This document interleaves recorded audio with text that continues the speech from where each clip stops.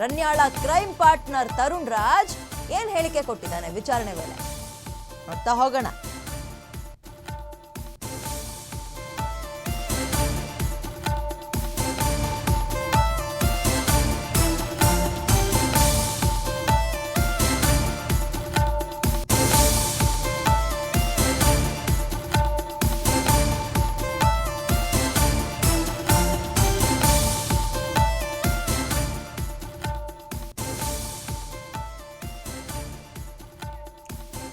ವಿಚಾರಣೆ ಸಂದರ್ಭದಲ್ಲಿ ಈ ಗೋಲ್ಡ್ ಸ್ಮಗ್ಲಿಂಗ್ ನ ಕಿಂಗ್ ಪಿನ್ ಅಂತ ಕರೆಸ್ಕೊಳ್ತಾ ಇರೋ ತರುಣ್ ರಾಜ್ ಕೇವಲ ದುಬೈ ಮಾತ್ರ ಅಲ್ಲ, ಬ್ಯಾಂಕಾಕ್ ಕಹಾನಿಯನ್ನು ಕೂಡ ಬೆಚ್ಚಿಟ್ಟಿದ್ದಾನೆ. ರಣ್ಯಾರಾವ್ ಮತ್ತು ನಾನು ಯಾವಾಗಿಂದ ಸ್ನೇಹಿತರು, ಹೇಗೆ ಪರಿಚಯ ಆಯಿತು, ನಮ್ಮ ಡೀಲಿಂಗ್ ಅಥವಾ ನಮ್ಮ ಬಿಸ್ನೆಸ್ ವ್ಯವಹಾರ ಯಾವ್ಯಾವ ದೇಶದಲ್ಲಿತ್ತು ಎಲ್ಲವನ್ನ ಬಾಯ್ಬಿಟ್ಟಿದ್ದಾನೆ. ದುಬೈ ಮಾತ್ರ ಅಲ್ಲ, ಬ್ಯಾಂಕಾಕ್ನಲ್ಲೂ ನಮ್ಮ ಬಿಸ್ನೆಸ್ ಇತ್ತು ಅನ್ನುವಂತಹ ಮಾಹಿತಿಯನ್ನ ರಣ್ಯಾಳ ಸ್ನೇಹಿತ ಇದೀಗ ತರುಣ್ ವಿಚಾರಣೆ ವೇಳೆ ಮಾಹಿತಿಯನ್ನ ಅಧಿಕಾರಿಗಳು ತಿಳಿಸಿದ್ದಾರೆ ಅನ್ನುವಂತಹ ಡೀಟೇಲ್ಸ್ ಇದೆ. ಅದರ ಜೊತೆಗೆ ರಣ್ಯಾರಾವ್ ಮತ್ತು ನಾನು ಕಾಲೇಜು ದಿನಗಳಿಂದಲೇ ಸ್ನೇಹಿತರಾಗಿದ್ವಿ.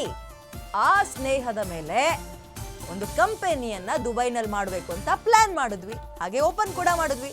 50-50 ಶೇರ್ನಲ್ಲಿ ವೀರಾ ಡೈಮಂಡ್ಸ್ ಟ್ರೇಡಿಂಗ್ ಅಂತ ಕಂಪನಿ ಶುರು ಮಾಡ್ತೀವಿ.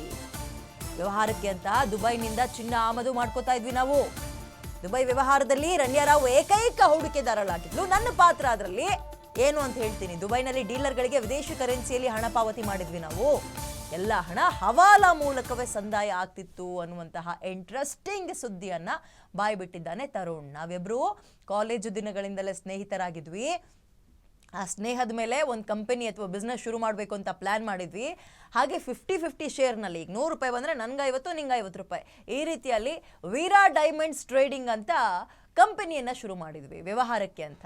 ದುಬೈನಿಂದ ಚಿನ್ನವನ್ನು ಆಮದು ಮಾಡ್ಕೋತಾ ಇದ್ವಿ ಮತ್ತು ಅಲ್ಲೇ ಸ್ವಲ್ಪ ಸಮಯ ತಗೊಂಡು ಟ್ರೇಡಿಂಗ್ ಹೆಂಗಾಗ್ತಿದೆ ನೋಡಿಕೊಂಡು ಅದನ್ನು ವಾಪಸ್ ಮಾರಾಟ ಕೂಡ ಮಾಡ್ತಾ ಇದ್ವಿ. ಜೊತೆಗೆ ಹಣ ಹೆಂಗಪ್ಪ ಹೊಂದಿಸ್ತಾ ಇದ್ರಿ, ಇದಕ್ಕೆ ಕೋಟ್ಯಾಂತರ ರೂಪಾಯಿ ಬೇಕಲ್ಲ ಅಂತ ಅಧಿಕಾರಿಗಳು ಮರು ಪ್ರಶ್ನೆ ಕೇಳಿದಾಗ ಅವ್ರು ಹೇಳಿರೋದು, ಸರ್ ಹವಾಲಾ ಹಣ ಸರ್, ಬ್ಲ್ಯಾಕ್ ಮನಿನ ವೈಟ್ ಮಾಡಿಕೊಂಡು ಅಲ್ಲಿ ವಿದೇಶಿ ಕರೆನ್ಸಿಗೆ ಕನ್ವರ್ಟ್ ಮಾಡಿಕೊಂಡು ನಾವು ಬಿಸ್ನೆಸ್ ಮಾಡ್ತಾ ಇದ್ವಿ ಅಂತ ಹೇಳಿದ್ದಾರೆ. ದಟ್ಸ್ ವೈ ಇಡಿ ಎಂಟ್ರಿ ಕೊಟ್ಟಿರೋದು, ಇನ್ನೇನಕ್ಕೂ ಅಲ್ಲ. ಇಡಿ ತನಿಖೆ ಯಾಕೆ ಮಾಡ್ತದೆ, ಈ ಪ್ರಕರಣಕ್ಕೆ ಯಾಕೆ ಕಾಲಿಡ್ತು ಅಂದರೆ ಹವಾಲದ ಅನುಮಾನ ಬಂದಿದ್ದಕ್ಕೆ ಬಂದಿರೋದು.